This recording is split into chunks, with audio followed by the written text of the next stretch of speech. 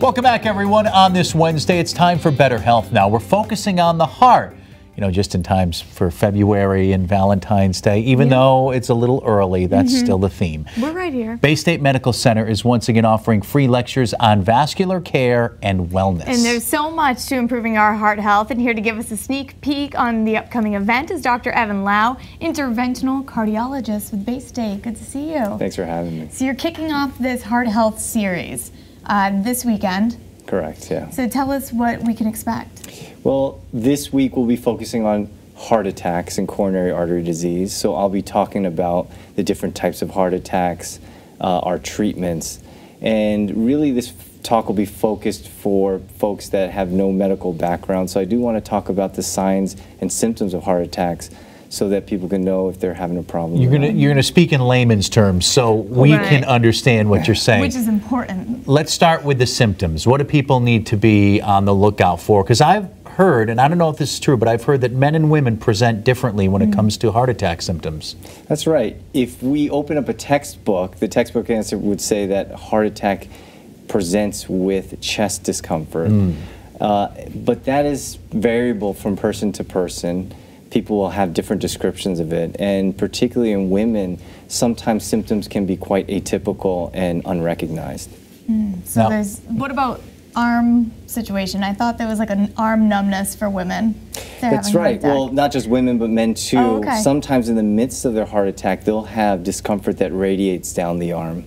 You said atypical symptoms, like what? When I think of the traditional kind of Hollywood version of a heart attack, you grab your chest, you collapse. What are the atypical symptoms that people should be aware of? Sure. Sometimes people will describe something that feels like heartburn or that they've thought was heartburn for a long period of time. Sometimes people will describe a discomfort in their back that they would have never related to the heart at all.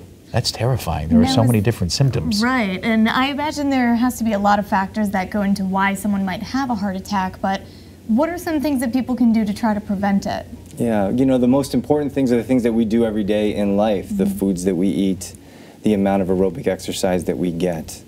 And then there are a number of medicines on the market now that we use to try to keep people as healthy as possible. Are there different types of heart attacks? You only have one heart. Are there different ways you can have an attack? Sure. The heart attacks come in a wide spectrum of severities, I guess I would say. Yeah. Sometimes people have a small heart attack where there's a small amount of heart injury, and then there's those folks that have the big, common whopping heart attack. Is that a massive coronary? That's right, yeah. Now, I don't want to diminish the danger of a small heart attack. Those can be just as serious because they could be a warning for something worse to come. Now, what about treatment? So, most of our focus should be on preventative treatments to keep people from having these altogether. But when people do have them, as they are pretty common, there are a bunch of different medications as well as invasive therapies that we use to treat people in the midst of their illness. As you mentioned, prevention is certainly the best medicine, and I would imagine your #1 piece of advice would be to stay close to your doctor and see your physician as often as possible if you have any type of warning signs with your heart. That's absolutely true. Perfect. I thought you'd agree with me. Let's go over the nuts and bolts quickly. Your lecture is this Sunday. Do we have the full screen? Can we put that up? Sunday, February 3rd. It's from noon to 2 at Baystate Health Education Center in Holyoke. Do folks need to pre-register for this, or is it open to the public? No, I think it's just open to the public. And it's free, so just come on in.